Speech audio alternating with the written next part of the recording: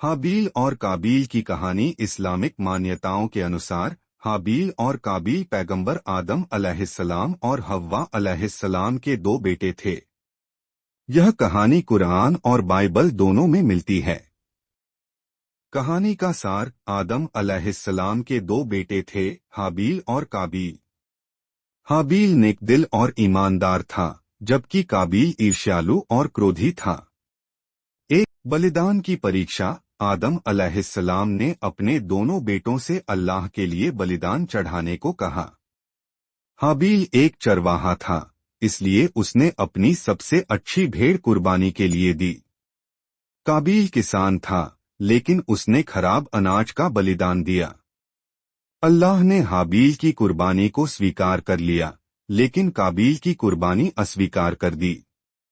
यह देखकर काबील को बहुत गुस्सा आया और उसने अपने भाई से ईर्ष्या करना शुरू कर दिया। पहला हत्या दुनिया में गुस्से और जलन में आकर काबील ने हाबील को मारने की योजना बनाई। एक दिन जब वे दोनों अकेले थे, तो काबील ने अपने भाई हाबील की हत्या कर दी। यह इतिहास में पहली हत्या थी, जो मानवता की शुरुआत में ही हो गई थी। पछतावा और अल्लाह की सजा। भाई को मारने के बाद काबील को समझ नहीं आया कि वह उसके शव का क्या करे।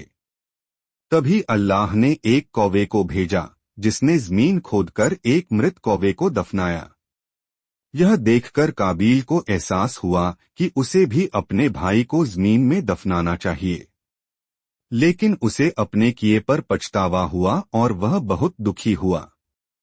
इस घटना के कारण अल्लाह ने उसे दंडित किया और वह भटकने वाला बन गया।